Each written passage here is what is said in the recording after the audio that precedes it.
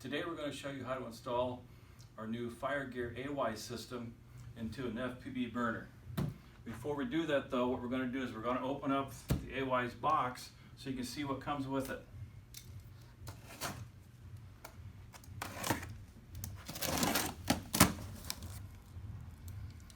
Everything you need comes in this one box.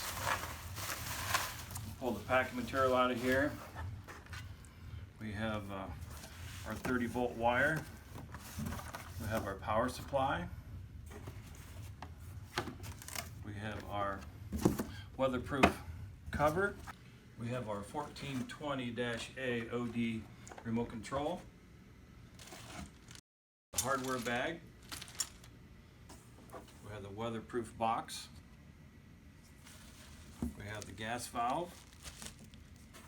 We have our pilot assembly.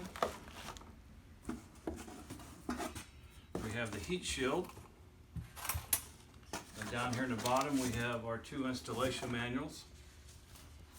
We have one which is the AY's kit only that you can install into anyone's fire pit if you want to upgrade an existing fire pit, or if you want to change out an old Firegear fire pit, you will use this manual.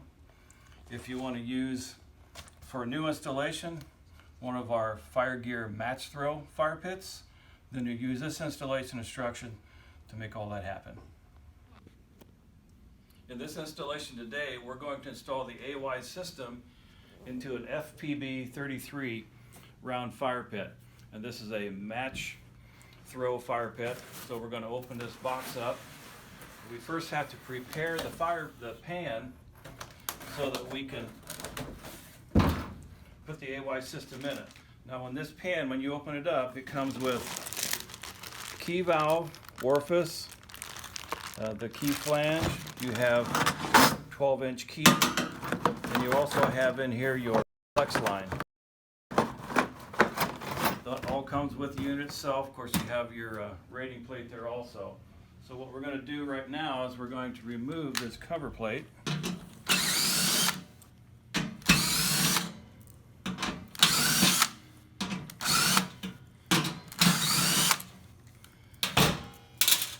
Going to save those screws because we're going to need to use those again. We're going to take this cover plate out. We're going to come over here to the AY's bag, to the hardware bag.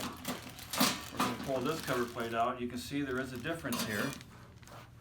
The primary difference is we have a cutout here for the pilot assembly for the AY system. So what we need to do is we're going to take a pair of needle nose pliers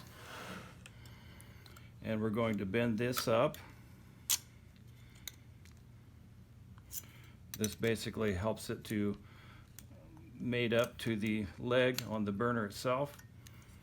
Okay, the next thing we're going to do is we're going to take the AY's mounting bracket here and we're going to install the pilot assembly in it. Take this packing material off of it. The pilot tubes will go right down inside the hole.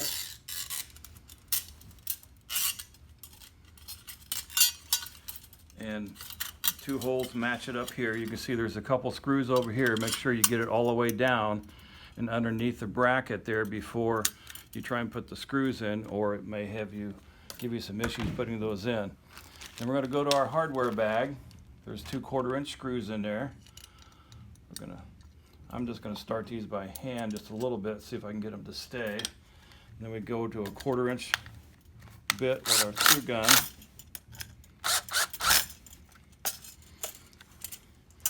Hold this in place.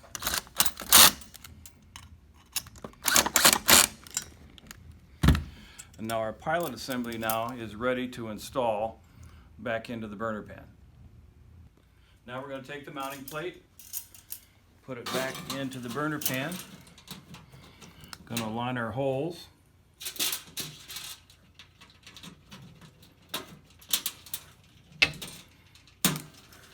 Kind of do two things at one time here. Line your holes and put the screws in at the same time.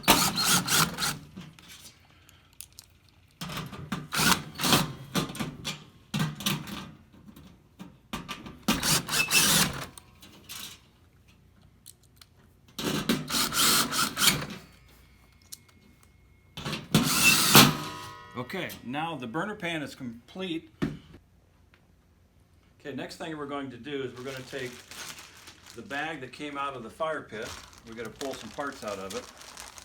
We're going to pull the orifice out. There's a flared fitting on here that we're not going to use for this application because we need to connect the AWIS to it. So we're going to get a couple wrenches here. We're going to take this off.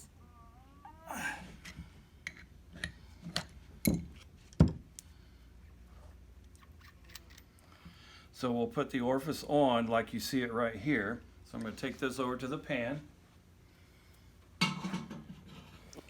We're going to screw it to the bottom of the burner here.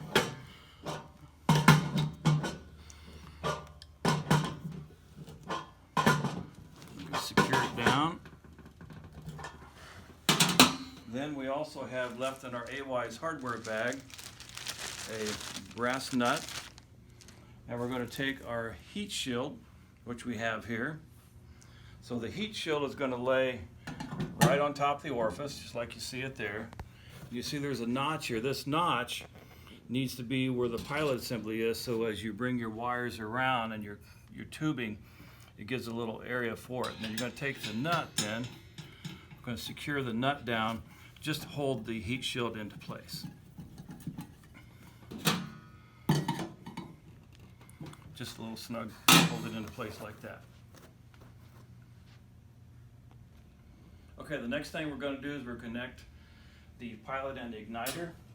If you look at these two, you're going to see that there are two different types of connectors. One's a vertical connector, one's a horizontal connector, and they have a little clip on it, locks them into place. So the vertical one will slide in here, locks into place, you hear it snap there. And the horizontal one does the same thing, locks into place. You want to pull on them, make sure they don't disconnect. Then we have a compression and a flared fitting for the gas lines, so we're going to connect compression fitting. Then we'll connect our flared fitting in here. Get an adjustable wrench to snug them down.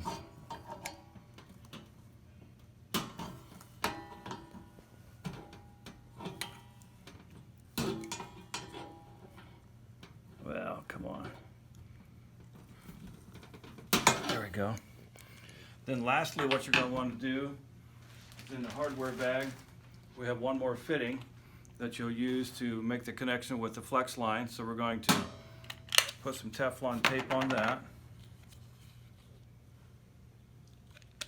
Come in here and wrap this, going with the threads. And again, I take my fingers and push it in there. Then we're going to thread this into the gas valve.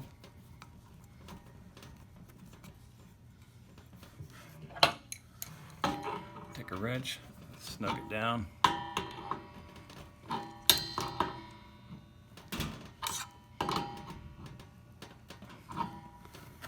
Then the gas valve is ready to go.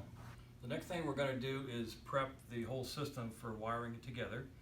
And we're going to assemble the weatherproof box and cover and install the 1420 remote control inside. So in the weatherproof cover we have all these component parts. You can take this little clip.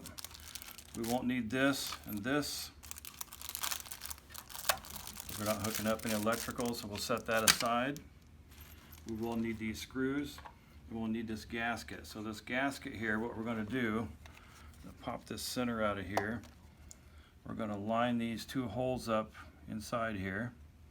After you got your box mounted, we're going to set this on top of it, like so. I'm going to pull our screws out of here. This will help with the alignment.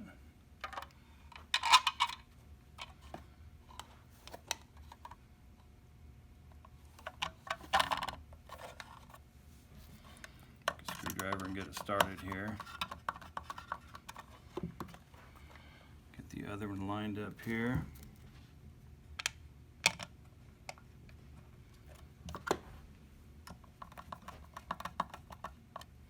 Then I'm going to take a screw gun and run them all the way down.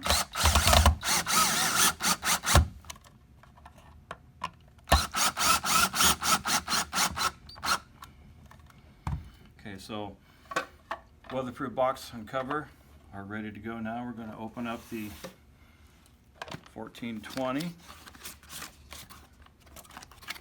Pull the parts out of here.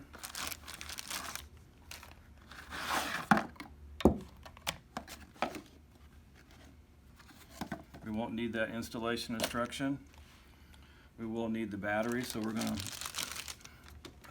use the battery, we're going to go ahead and put the battery in first and put the flat side to the spring, slip it in there, put your cover on, and you can see with the red light that it actually allows it to work. So most of the work is going to be using the receiver portion of it, where we tell you in the installation instructions that we need you to cut the wires and strip them, because we provide 4 wire nuts that go with them. Get these separated from the power cord here. So we're going to take a pair of cutters. We're going to cut and strip.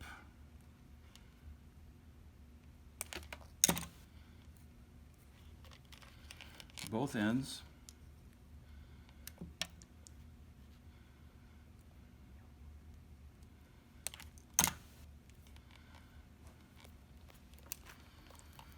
Then we're going to put our receiver inside the weatherproof cover. Make sure that our switch here is in the remote position, which is the middle. I want to make sure that our antenna is also coming down here, as well as our red wire. So when we close the lid here, our wires, antenna, and power cord will all come out of it. And that preps the remote control receiver for the. Then we have our 30-volt wires here that connect to the gas valve.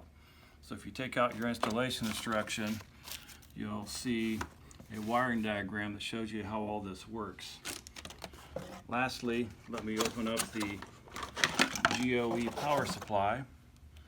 The power supply here has 2 wires on it. They're both black, but one side has a red sleeve that's on one side. This gives you the positive side of the system, so you make sure you don't wire the polarity backwards on it if you're wiring more than one.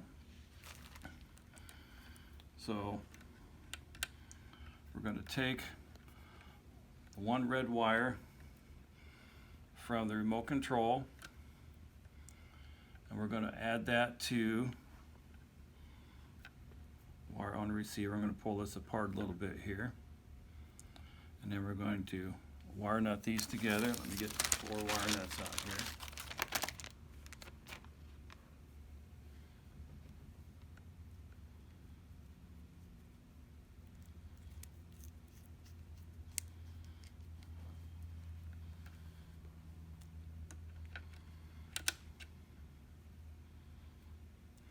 Then this is the connection for our gas valve. You see it has a red and a white wire on it. It's a 2-pin connector clip that locks in just like the other 2 for the pilot assembly like we did earlier. These are stripped, but for me they're not stripped quite enough, so I want to strip them just a little bit more.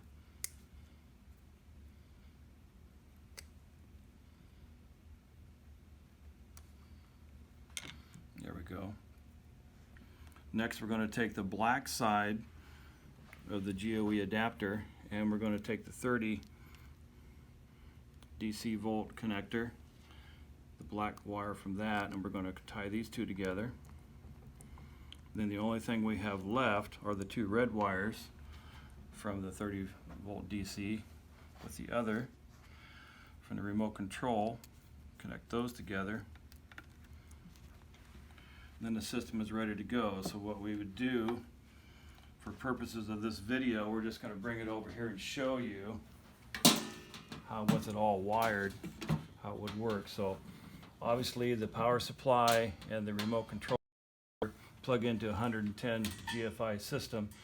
Then we have the red and black wire from the gas valve plugs into here. locks into place, and then your system is done.